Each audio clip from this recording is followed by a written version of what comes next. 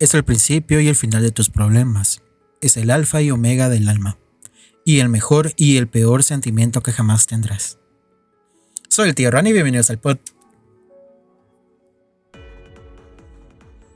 Muy buenas noches, buenas tardes, buenas mañanas o buena equinoccio donde sé que esté. No sé qué es un equinoccio, si soy sincero. Pero bienvenidos a todos a Glitches en la Realidad, el único programa certificado de matar a tus hijos cuando no estás en casa. Eh, Espero que todos estén bien. Ha pasado un tiempo. Espero que todos hayan pasado bien las fiestas. Yo me la pasé más o menos. Tuve que quitarme una uña entera.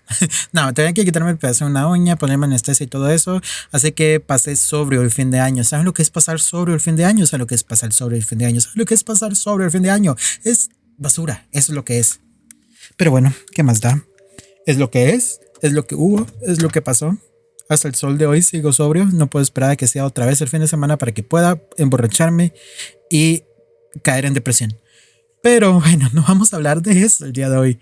Um, Vamos a hablar de un tema bastante interesante.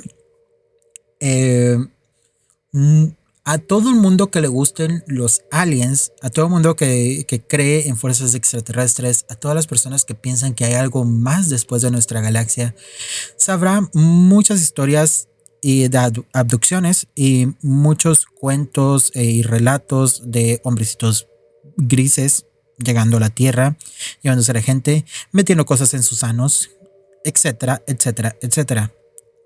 Retra. Pero, ¿se han preguntado alguna vez dónde fue que comenzó todo esto? ¿Dónde fue que empezaron a ocurrir estas cosas extrañas, este tipo de sensación, de noticias sensacionales, de personas que supuestamente han sido llevadas por seres alienígenas? Y pues el día de hoy vamos a hablar de ese primer caso. Esta es la primera, es el alfa, el inicio, el tomo inicial de las leyendas de aliens. ¿Por qué? Este tema fue el primer reporte publicado y sensacionalizado en los Estados Unidos y el evento que da regla al resto de los reportes de casos de abducción. O sea que en la mayoría de los escenarios de abducción con criaturas extraterrestres parece haber tomado este primer caso como su pan de mantequilla, como su recetario para seguir.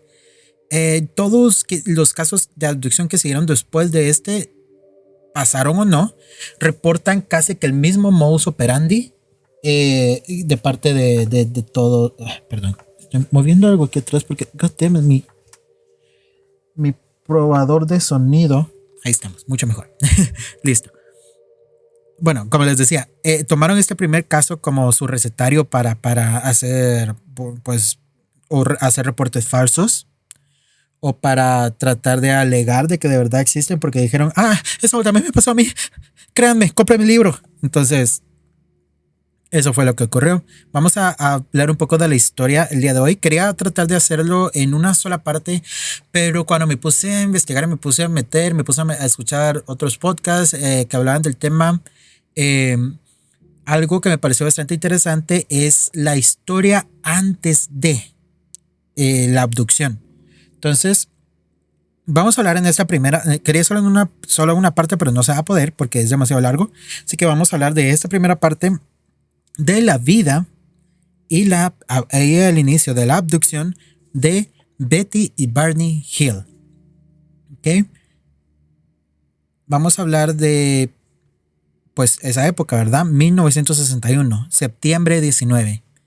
Donde fue la fecha en la cual una pareja de esposos, los Hill, encontraron algo que los traumatizó de por vida. Y aunque crean o no si es un encuentro alienígena o algo más terrestre, pero igual de aterrador, fue claro que algo les sucedió que nunca olvidaron. Algo que causó tanto trauma, que causó la muerte de Barney a 8 años después de lo ocurrido en un estado deteriorante, sin ganas de hablar del tema y usar repetidas veces una forma de encontrar lo que le sucedió. O sea, Barney, vamos a poner más adelante la historia, pero Barney, después de todos estos eventos, empezó a presentar aspectos físicos, unas enfermedades algo extrañas y un poco inexplicables después de todo este tema, pues, de toda la supuesta abducción. Y pues lo que sea que le ocurrió cambió sus vidas por siempre. Pero vamos a comenzar conociendo a los esposos. Vamos a hablar un poco de sus vidas antes de lo ocurrido hasta el momento de la supuesta abducción. Lo que es interesante de notar es el hecho de que, a diferencia de muchas personas que claman haber tenido este tipo de encuentros, nada les ocurrió a los Hill antes de este evento. Ninguna luz los seguía o sonidos extraños alrededor que indicaran que estaban siendo observados por fuerzas externas. Es más, los Hills eran como una pareja normal, casi aburridos, digámosle, que podrían... lo único que podría resaltar de esta pareja era que era una pareja interracial en los años 60 y yikes, mamá, ya sabemos cómo eran esas épocas. Pero iremos a hablar un poquito de nuestros protagonistas. Primero, Barney. Barney Hill nació en julio 20 de 1922. Los 20, mamá, amazing. No se sabe mucho de su vida adulta, sin embargo se sabe que tenía una vida típica para la época. Sabemos que Barney dejó el bachillerato, el high school, para comenzar a trabajar atendiendo en una tienda, y sabemos que fue cuando cumplió los 18 años que se enlistó en el ejército. Hizo su tiempo y sirvió durante la Segunda Guerra Mundial por 3 años, y durante ese tiempo conoció a su primera esposa. Él y su primera esposa Ruby se casaron rápidamente y tuvieron su primer hijo. Sin embargo, el servicio militar de Barney se vio corto cuando un accidente con una granada hizo que Barney perdiese todos los dientes. Todos los dientes. Entonces, esto le dio una necesidad por tener que usar una dentadura, y honestamente, punto que no sabía tampoco. O sea, si buscan fotos de Barney Hill, no se ve como que hubiese pasado una explosión de esta magnitud, pero al parecer eso fue. Tuvo una explosión, un accidente con una granada y pues dentaduras. Y lo cual será importante también, la necesidad de las dentaduras más adelante, tal vez en el siguiente episodio. Pero bueno, su ida al ejército vino en mayo de 1944, o sea, se fue del ejército en mayo de 1944 y rápidamente consiguió otro puesto en el USPS, o sea, el Servicio Postal de los Estados Unidos, como un cartero, cuando años después tuvo un segundo hijo con su primera esposa. Al igual que Barney, Betty también se casó joven. Eunice Elizabeth Barrett nació en enero de 1919. En una típica vida de media clase, al igual que con Barney, su niñez y juventud fue bastante normal. Betty conoció a su primer esposo, Bud Stewart, ese hijo de puta, en su primer año de universidad, después de que ella tuvo como que una enfermedad abdominal y tuvo que dejar la universidad. Cuando se recuperó de su enfermedad, fue capaz de conseguir un trabajo en un lugar llamado Rudy's Kitchen Farm, en donde se cruzó con Bob Stewart, y en 1941 se casó con su primer esposo. Cuando Bob conoció a Betty, él ya se había casado una vez. O sea, el primer esposo de Betty ya se había casado una vez y se había divorciado una vez. Y debido a esto, a Betty se le dio el custodio de los 3 hijos de Bob. Debido a que la primera esposa de Bob se había casado de nuevo, tuvo gemelos, y como toda buena esposa decidió tirar a sus niños viejos a favor del nuevo modelo 3D Large. Hija de puta, honestamente.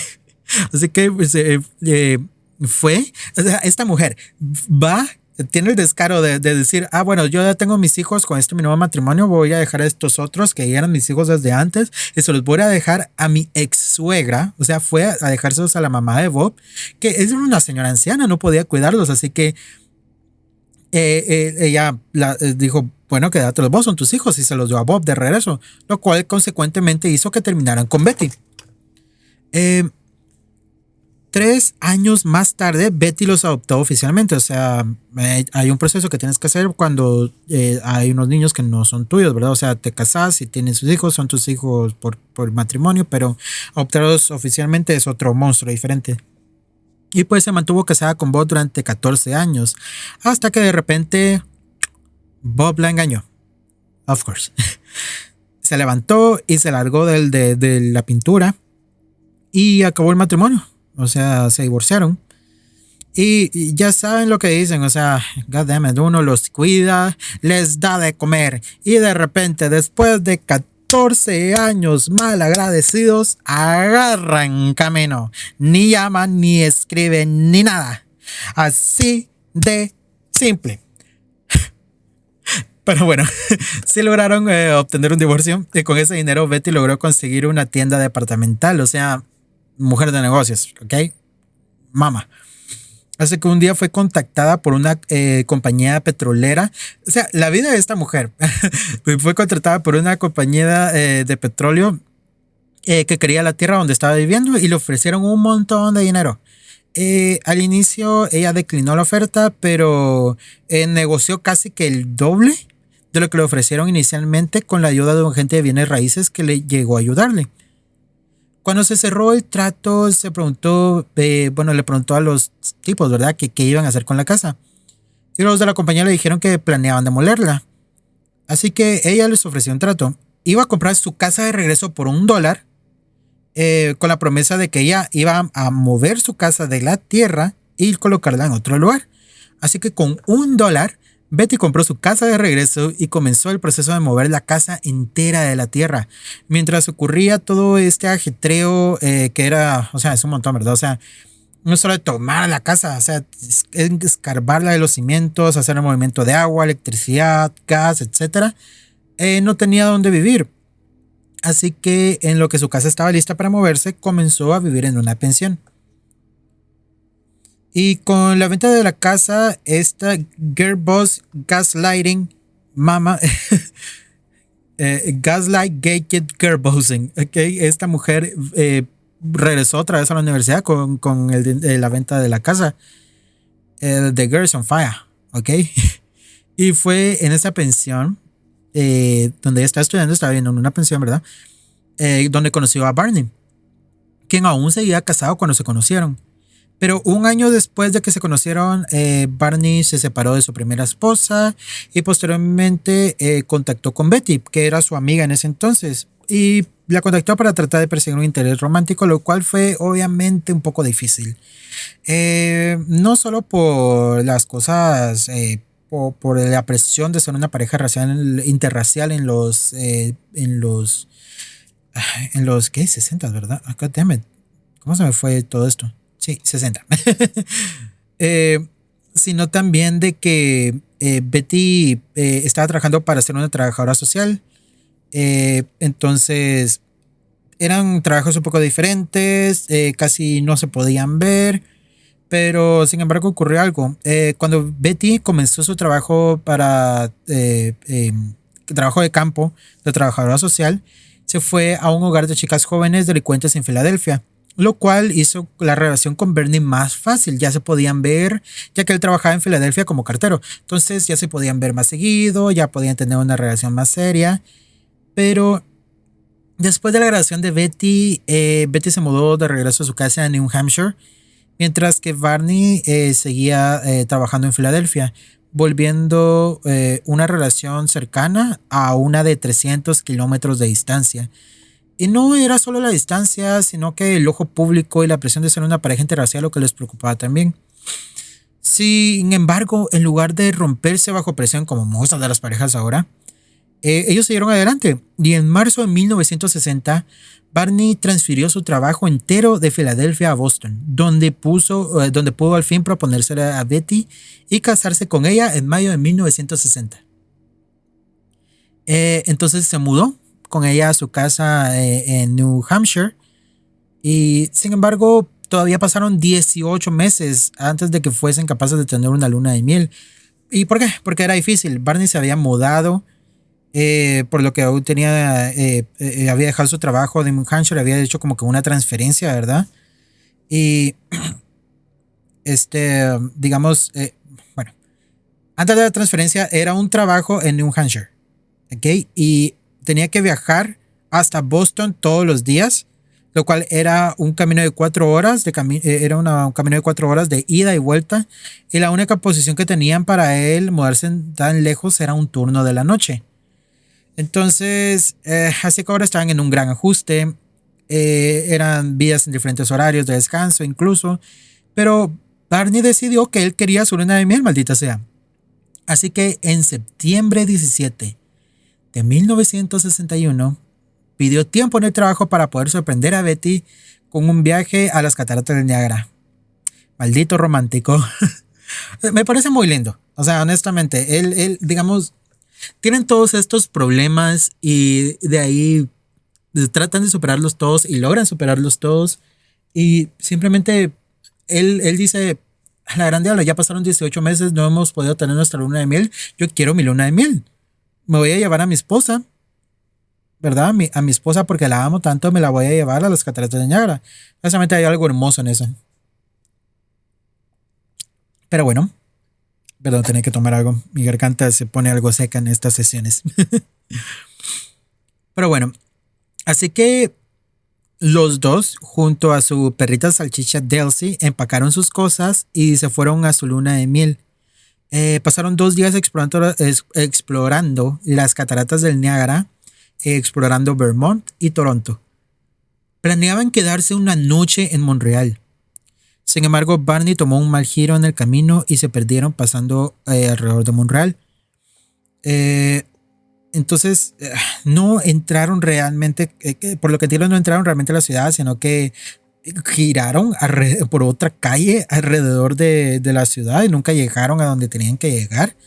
Pero en lugar de tomar un regreso, tomar un retorno a la ciudad de Montreal, a quedarse a dormir como habían planeado, Barney decidió que era mejor regresar a casa, ya que la ciudad entera lo estaba estresando y las señales están en francés, por lo cual, o sea, fue la razón por la cual se perdieron en primer lugar.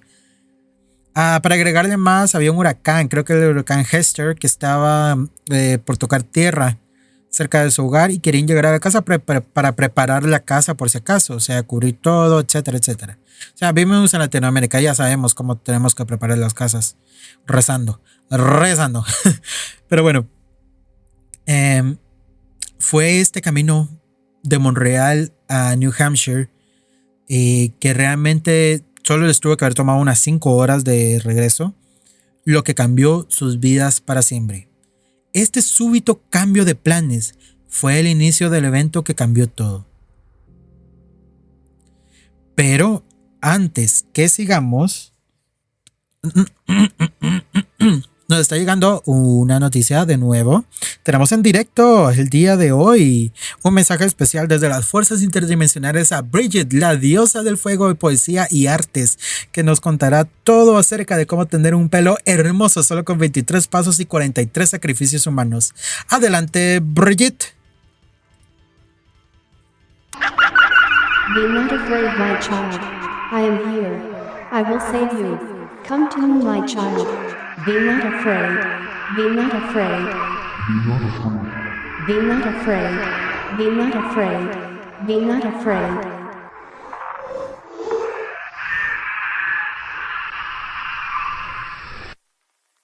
1 a.m. eyes closed, I'm slowly falling to the music and the atmosphere. Now and then I feel lights fading softly all over me, and I remember last year when I was alone in my bed with all these thoughts in my head and living silently inside.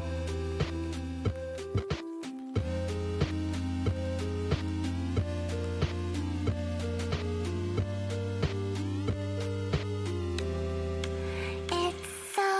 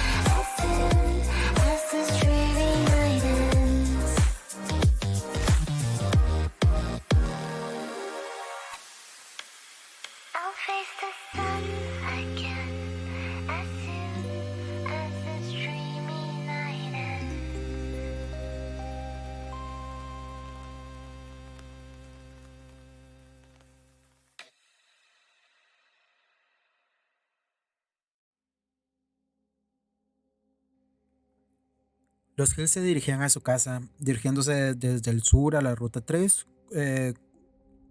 cuando algo en el cielo les llamó la atención. Betty pensó al inicio que era una estrella fugaz, hasta que su cerebro registró de que la luz estaba cayendo hacia arriba. Pero también en ese tiempo había escuchado ella acerca de satélites en el cielo que se estaban volviendo más y más comunes, así que ella asumió que eso fue lo que vio. Pero la asunción también se detuvo cuando la luz se paró en el cielo y se quedó varada debajo de la luna. Tan rápido como se detuvo, comenzó a moverse de nuevo con un patrón errático, cambiando dirección de un lado a otro. Y Betty le dijo a Barney que se parqueara y porque quería usar los binoculares que tenían para poder ver el objeto. Barney se detuvo para que Betty pudiese observar lo que era, pero el objeto estaba demasiado lejos en la distancia como para identificar cualquier detalle.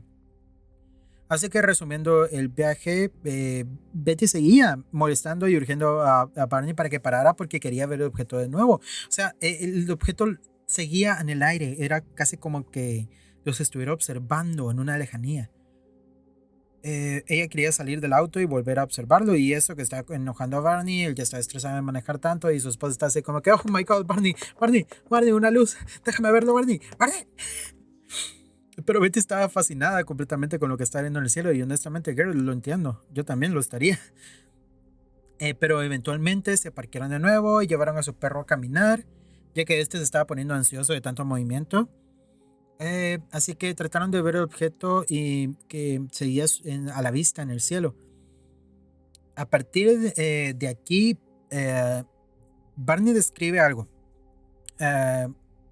Vamos a ver, el quote dice: fui al baúl del carro para sacar la pistola que tenía protegida ahí y la puse en mi bolsillo. Dijo que hizo esto porque estaba preocupado por osos en el área. Entonces le dije, dame los binoculares. Y pude ver que esta cosa, que pensé que era un avión, dio una vuelta hacia la dirección de Vermont y comenzó a regresar. Cierro quote.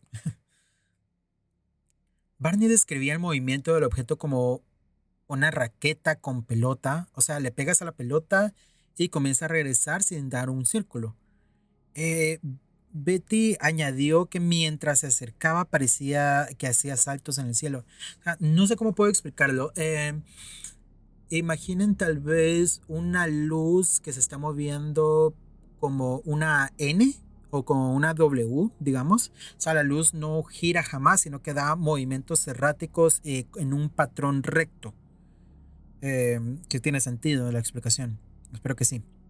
Pero bueno, sin una idea clara de qué podía ser este objeto, Barney seguía diciendo que era un tipo de avión o quizás una multitud de aviones, ya que bajaba por la línea de los árboles de vez en cuando y perdían la vista. Y entonces no podían estar seguros que en ese momento, si cuando la luz regresaba, era el mismo objeto. Mientras que Betty se ponía cada vez más curiosa y más interesada. Entonces resumieron el camino, ¿verdad? Barney observaba con los binoculares y Betty vio alrededor al objeto que voló por la luna y comenzó a parpadear con una multitud de luces y no le convencía de que este fuese un avión. Pero Barney, que no podía explicar lo que era, se dijo a sí mismo que era un pequeño aeroplano acercándose para un aterrizaje. Cuando seguían en el camino, el objeto parecía seguirlos. Barney se convencía de que era un tipo de avioneta, de un avioncito pequeño, algún juguete, tal vez. Mientras que Betty se emocionaba al ver que el objeto parecía que los estaba persiguiendo. Eventualmente, mientras se llegaba al área de New Hampshire, la luz del cielo desapareció y ellos continuaron su camino normal. Y parecía que lo perdieron completamente. Así que al final pensaron que tal vez era un helicóptero, algún tipo de avión o algún satélite. Los esposos continuaron su camino esperando que llegasen a tiempo para lograr llegar antes del huracán. Y mientras se acercaban más, Barney estaba aliviado de estar al menos en un área que conocía. Pero, mientras iban por el camino, de repente el objeto reapareció, revelándose a sí mismo de la derecha de Betty, yendo directamente frente al auto y no más arriba de unos 100 pies sobre el vehículo. O sea, este objeto aparece de repente a la par, a la par y hacia arriba de Betty, ¿verdad? Siguiéndolos perfectamente.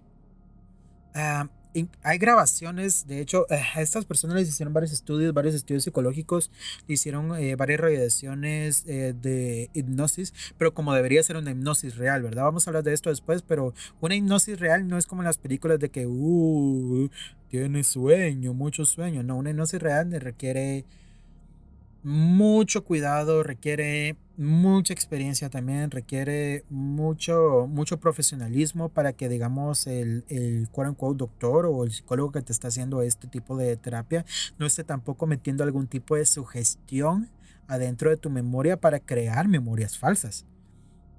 Pero ellos al parecer sí les hicieron un tipo de terapia de hipnosis que sí era bastante buena. Entonces, que sí era suficientemente válida. Entonces, sí, hay grabaciones. Hay una grabación que es bastante... Da miedo. Da miedo porque es una grabación de Barney hablando del objeto. Él dice que el objeto... Él está tratando de no parecer asustado, pero tiene miedo. Tiene miedo porque no sabe lo que está viendo, pero trata de no parecer asustado para no asustar a su esposa, obviamente. Pero no sabía qué era. Y entonces en la grabación se pone a llorar y empieza a gritar que no sabe qué es, que no sabe qué es, dónde está la pistola, dónde está mi pistola. Eh, si alguien logra escuchar estas grabaciones, no las vamos a poner ahorita esta vez porque no quiero que sea tan largo el tema esta vez, pero sí, sí se escuchan bastante fuerte, se escucha el terror en su voz, se escucha de que él de verdad piensa que hay algo ahí que no, su cerebro no puede comprender. Pero bueno, continuando. Mientras el objeto volaba frente a ellos, flotando un poco del lado del camino, eh, Barney parqueó el carro súbitamente, aún con el arma en su bolsillo, y se aseguró de que la tenía guardada con él antes de salir del auto con los binoculares. Y abro cita. Estaba ahí mismo flotando, algo que no podía entender, dijo Barney. Él dejó el motor corriendo mientras salía del auto y pasando su mano sobre el techo cuando el objeto se movió de nuevo flotando sobre unos árboles en un campo adyacente. Así que con los binoculares en su cuello y la pistola en su bolsillo, Barney comenzó a caminar hacia el objeto para observarlo mejor, mientras que Betty se quedó en el auto. El objeto entonces era más visible para ambos, pero Barney aún usó los binoculares para tener una vista más segura de lo que vio.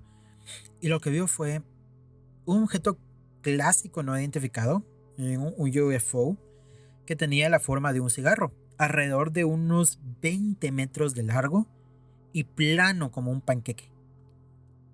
Mientras caminaba hacia la nave en ambos lados, dos alas parecidas a aletas se extendieron a cada lado, con una luz roja que parecía que el objeto había hecho como con una forma de W, con el disco en el centro.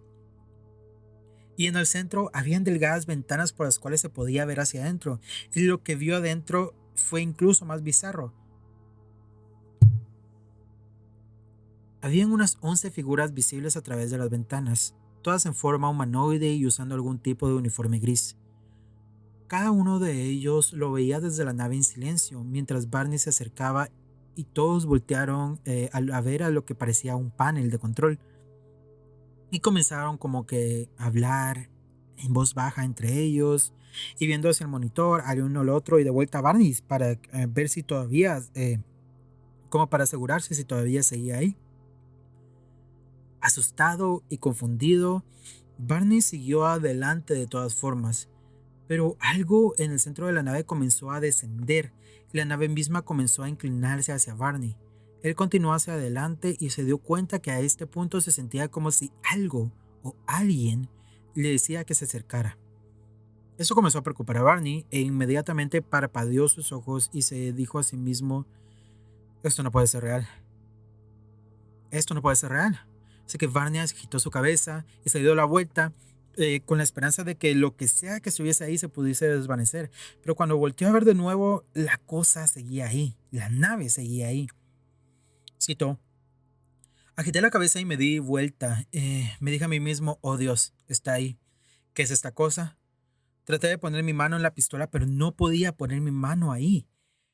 No podía entender por qué mis manos seguían yendo hacia los binoculares y no a la pistola. Era como si algo me dijera de que tenía que seguir sosteniendo los binoculares y seguir viendo hacia arriba y seguir acercándome, que no se me iba a hacer daño. Fue entonces cuando fue capaz de despertarse del trance, de lo que sea, en el trance que sea que estaba, y tiró los binoculares a un lado, bueno, no a un lado, tiró los binoculares en su cuello, ¿verdad? Seguían colgando en su cuello, y se dio la vuelta para correr gritando que los iban a capturar, de que no sabía quiénes eran, ni qué querían, ni por qué querían capturarlos, pero de que eso era lo que esa cosa quería. Mientras tanto, en el auto, Betty esperó pacientemente, viendo por las ventanas de adelante y atrás, esperando que se acercara algún auto, en esperanza de que alguien llegara para poder ver lo que ellos estaban viendo también, pero ningún carro se acercó. Después de todo, estaban en el medio de la nada en New Hampshire y era bastante tarde en la noche. Eh, Barney regresó de su salida en menos de 5 minutos y cuando Betty lo vio gritando, le gritó de regreso, Barney regresa, no seas tonto, regresa aquí. Y Barney abrió la puerta de golpe, tiró los binoculares al asiento de enfrente y mientras lloraba y le gritaba a Betty que necesitaban salir de ahí o si no los iban a capturar. Y mientras intentó alejarse con el auto, la nave de nuevo se movió hacia enfrente y esta vez estaba directamente encima del vehículo, arribísima del vehículo.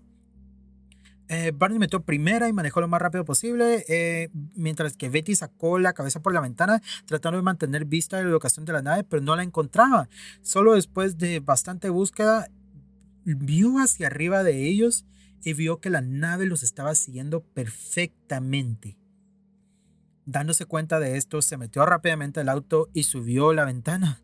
Pronto el carro comenzó a vibrar con un tono rítmico y zumbante mientras manejaba por la carretera. Era casi como un teléfono celular que empieza a vibrar. Empieza con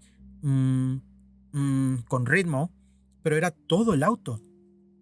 Y tratando de perder lo que sea que seguía, Barney dio un giro al azar en la ruta 3 hacia un camino más pequeño y manejaron hasta llegar a la siguiente ruta. Y siguieron el camino directo a casa. Parecía que lo habían perdido. Cuando al fin lograron llegar a casa, pensaron que habían llegado a salvo, justo después de las 3 a.m., como se había esperado originalmente debido al huracán. Sin embargo, se sorprendieron cuando observaron cómo el sol comenzaba a salir mientras llegaban a casa. En realidad eran las 5 de la mañana. 2 horas enteras habían pasado desvaneciéndose de su mente y ninguno podía entender el por qué. Los dos decidieron entrar, dejando sus cosas personales en la puerta y tomar una ducha antes de irse a la cama, determinados en preocuparse en el asunto mañana, después de una estresante y horrible noche. Y pues la siguiente mañana, bueno, misma mañana, whatever, la siguiente mañana, cuando despertaron, se dieron cuenta de que algo estaba mal. Por alguna razón, la pierna del pantalón de Barney estaba completamente cubierta en plantas, mientras que la cima de sus zapatos estaba raspados, casi como que si los hubiesen arrastrado. La cuerda de cuero de los binoculares había sido rota por completo y el nuevo vestido azul de Betty estaba roto. Cuando revisaron sus relojes, que eran estos relojes de cuerda, que en ese tiempo todo el mundo tenía estos relojes, tenían que darle un poco de cuerda para que funcionara, ¿verdad? Todos los días. Pero se dieron cuenta de que los relojes se habían detenido. Y asumiendo de que tal vez solo necesitaban reajustarse, darse cuerda otra vez, lo hicieron, pero no funcionó. Los relojes estaban rotos sin explicación alguna. Trataron de pensar en algo que pudiese causar todo esto, pero no se les ocurrió nada. Ambos recordaban de que Cyrus persiguió una nave, pero lograron perderla y lograron llegar a casa, o al menos eso pensaban. Barney se rehusó a hablar de la nave al inicio y propuso algo. Ambos irían a cuartos diferentes y ambos iban a dibujar la nave antes de discutirla, pensando que quizá ambos se la imaginaron y esto podría poner su mente tranquila. Un momento. Uf, qué rico. Pero bueno, o sea, iban a ir a cuartos diferentes y si los dos dibujaban algo completamente diferente, tal vez implementar algún tipo de historia colectiva, algún tipo, no sé, de imaginación, o vieron algo completamente diferente los dos que pueda ser alegado a un sueño raro para ambos. Sin embargo, cuando ambos salieron de los cuartos para comprobar los dibujos, desafortunadamente para él, ambos eran demasiado similares. Y fue a este punto cuando Barney quiso alejarse de todo. Mantener esto entre ellos porque podría arruinar su reputación y sus oportunidades de empleo. O sea, eran los 60. Después de todo, su relación ya era suficientemente difícil y Barney no quería llamar más la atención hacia ellos. Y lo que sea que pasó esa noche lo había aterrado, claramente. Pero Betty no estaba de acuerdo con esto. Ella sentía que debían hablar con alguien y propuso hablar con su hermana para discutir lo que habían visto. Así que así lo hizo. Le llamó a su hermana Janet y le contó la historia. Y tenía curiosidad de lo que era lo que pensaba y Janet sugirió si podía contactar a ella a alguno de sus amigos para ver si podía averiguar algo acerca de lo que Betty vio. Y Betty dijo que sí, así que Janet fue, llamó a uno de sus amigos y llamó inicialmente a una su amiga y vecina que su esposo era un físico eh, para ver qué era lo que pensaba.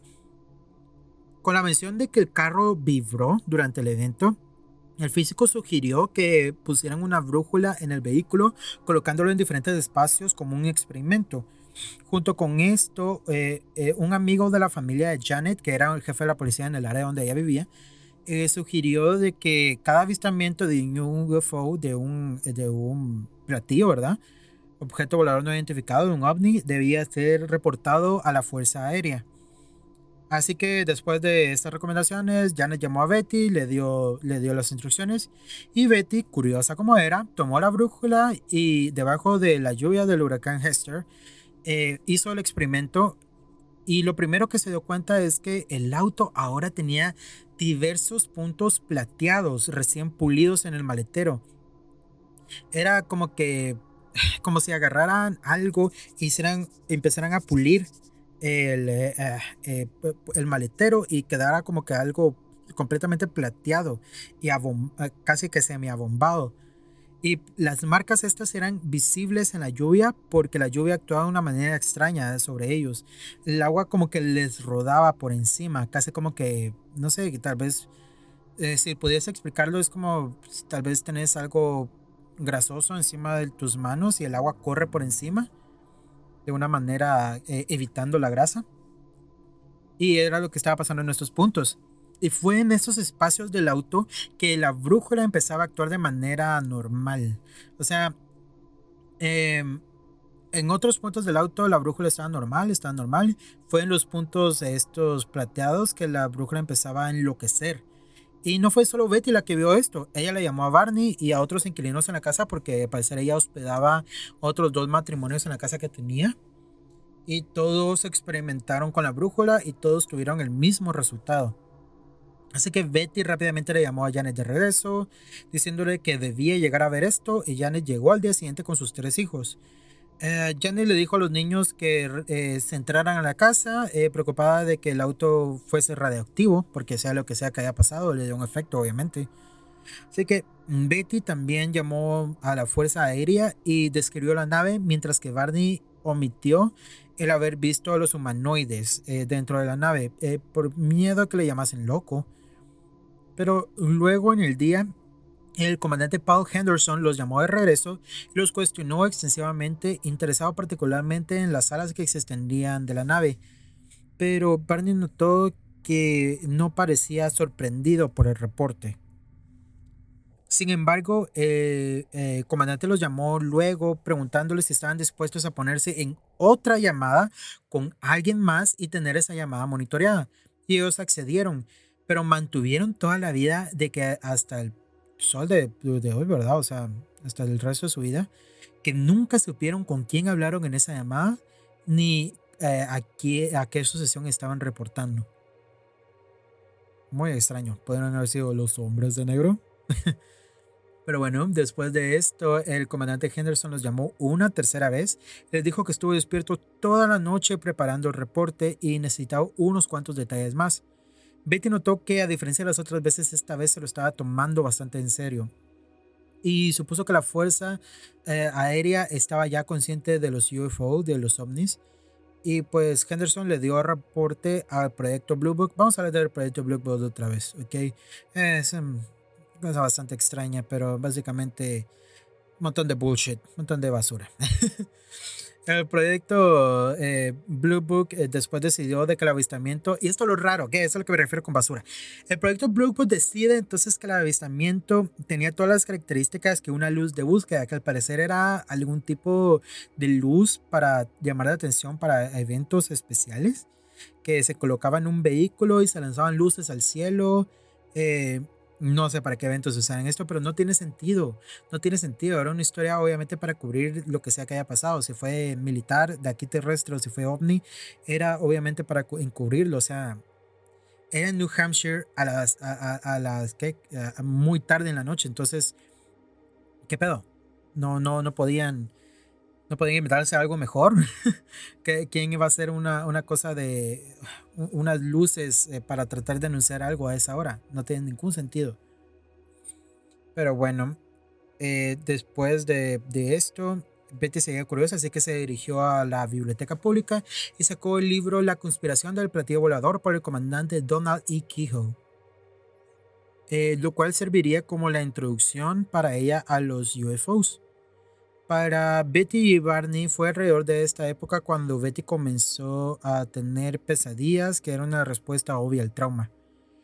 Parecía que las pesadillas eran consecuentes y parecían que eran los eventos. O sea, ellos soñaban con las 2 horas perdidas que tenían, con las dos horas que ellos parecieron olvidar. Después de esto, el 17 de octubre de 1961, los Hill fueron... Oh, perdón. Los Hill fueron informados que el comandante Kehoe y Walter Webb, un miembro prominente del Comité de Investigación de Fenómenos Aéreos, iría a hacer una investigación formal de lo que había sucedido. 4 días después, Webb siguió su investigación a la casa de los Hill y los entrevistó individualmente y juntos también por un periodo de 6 horas. En menos de una semana escribió un extracto de un reporte confidencial titulado El encuentro dramático UFO en las montañas blancas de New Hampshire, septiembre 19-20, 1961. Y este reporte llamó la atención de Robert Homek y Cindy Jackson, unos reporteros quienes se unieron a Kehoe para almorzar, y en noviembre enviaron una carta a los Hill pidiendo una entrevista, que fue concedida. Homek y Jackson visitaron la casa luego ese año y los Hill pensaron que al fin tendrían algunas respuestas, pero desafortunadamente para ellos lo que siguió después de las 5 horas de entrevista los llenó más de preguntas que respuestas. Sin embargo, después de estas entrevistas fue como que Betty y Barney comenzaron a recordar pequeños pedazos de su tiempo. Era como que el trigger, era como que el momento de que hablar de esto trajo esas memorias a resurgir. De seguro era por tener que pensar tanto en los detalles en las entrevistas, y Homek y Jackson también se preguntaron acerca por cierto, si se lo preguntaban, Homek y Jackson lo hicieron, preguntaron acerca de que cómo el perro reaccionó al evento, y pues Betty les dijo de que había desarrollado una infección debido a un hongo, pero Betty recordó de que no bañó al perro después del incidente, así que no se sabe si fue un hongo porque no se había bañado después del incidente o si fue algo alienígena, la verdad. Presente en estas entrevistas también estaba el comandante comandante James McDonald. Uf, digan comandante James 3 veces.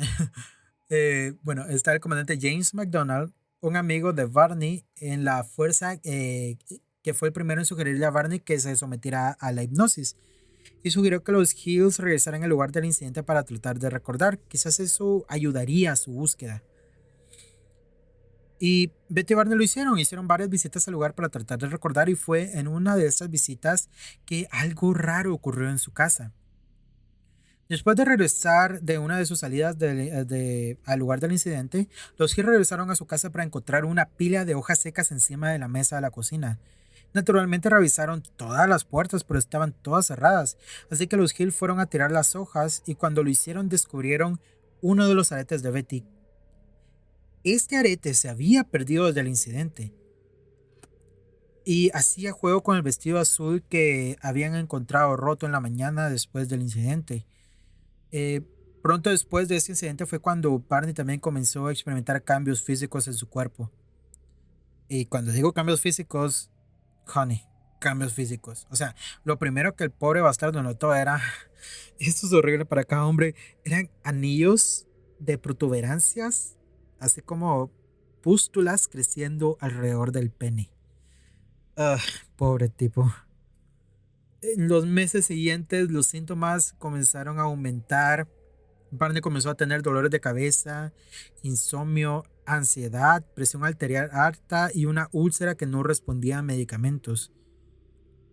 En marzo de 1962, los esposos pidieron una cita con un psicólogo llamado Patrick Quirk, pero el doctor no les recomendó hipnosis. Primero quería ver qué podían recordar sin su hipnosis, solo les dio terapia. Y en noviembre de 1962, los Hills conocieron a un hipnotista amateur llamado Ben Sweat en una cena social, y ellos le pidieron que los hipnotizara, pero él se negó, diciendo que su falta de experiencia haría más daño que bien. Pero le sugirió encontrar a alguien que se especializara en dicho tratamiento. Y en 1963 fue cuando ellos encontrarían por fin a esta persona y comenzar su camino a recuperar las memorias de lo que sucedió ese día. Y amigos míos, es ahí donde nos vamos a quedar el día de hoy. Se está alargando un poco el tema, así que nos tendremos que quedar aquí, lo siento. Hay mucho más de qué hablar, pero vamos a quedarnos aquí porque ya los siguientes temas son de lo que ellos recuerdan, lo que pasó, lo que ellos piensan que sucedió. O sea, incidentalmente, si ustedes creen de que fue algo alienígena o no, es obvio que algo triste y algo fuerte y algo traumático le sucedió a esta pareja. Y esta fue como que su forma de lidiar con este trauma, ¿verdad? Así que en el siguiente episodio vamos a hablar de esto, de los experimentos básicamente que hicieron en ellos, los alienígenas, y pues las sesiones de terapia, y pues también la cómo está toda la sensación mediática al respecto, porque a este punto, o sea, ya casi que todo el pueblo sabe lo que ocurrió, se habla al respecto, entonces la noticia está creciendo. La noticia está creciendo y es la primera noticia extraterrestre que empieza, grande, a gran escala, que empieza a ocurrir, ¿verdad? Pero es ahí donde nos tenemos que quedar por ahora. Sin embargo, antes de terminar, vamos a descontracturarnos un poco, nos vamos a relajar, ¿ok? Con una noticia del pueblo, ¿ok? Así que es hora de noticias del pueblo, la sección que le recuerda a usted por qué tiene que huir de Latinoamérica, por qué no se puede caer aquí, a menos que sea del 1% que vive bien. Ok, esta noticia viene de Zócalo, Saltillo.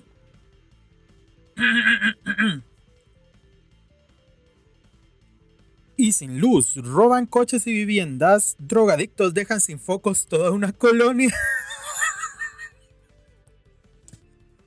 Oh my god, por Alejandra Martínez, Zócalo, Saltillo. Ok. A pesar de los constantes esfuerzos de la Secretaría de Salud por frenar el consumo de metanfetaminas en la entidad, la adicción a la droga conocida como cristal gana terreno en las colonias populares de la ciudad. No solo afectan al consumidor y a su familia, sino también a los vecinos, ante escenarios preocupantes como calles completas sin focos, debido al robo de los mismos para usar como pipa para la droga. Oh, puta madre. Que esto no es Dumbledore sacando las luces con su pequeño device, su pequeña cosita, ¿ok? No, estos son drogadictos quitando focos para empezar a usar la droga. Quote. Ya no son de los muchachos ni los jovencitos, ya son hasta las señoras, dijo María de Jesús N, después de sorprender a una mujer de edad avanzada quitando los focos que alumbraban en el exterior de su vivienda. Al percatarse de dicho despojo, se asomó para ver lo que pasaba y divisó que dos mujeres drogadictas estaban protegiendo de lejos a la ladrona, por lo que María prefirió permanecer dentro de su hogar ubicado en la colonia de Lomas de Zapalinamé.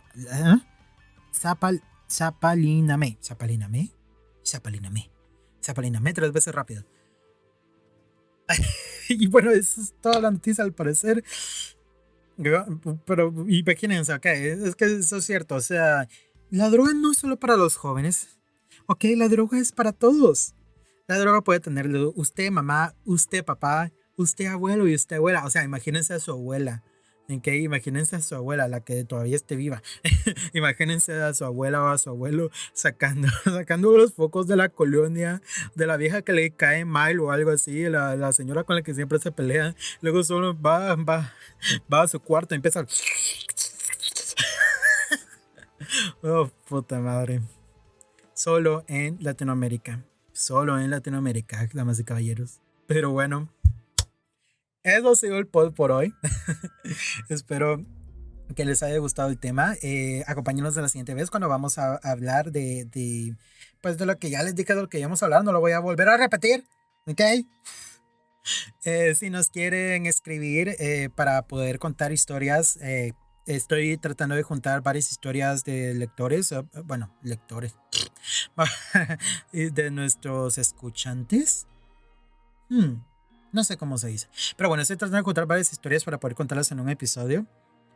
Pueden escribirnos a glitchesenlarealidadpod@gmail.com, buscarnos como glitchespod en Instagram, todo junto, glitchespod, o incluso escribir en el Reddit a /glitchespod.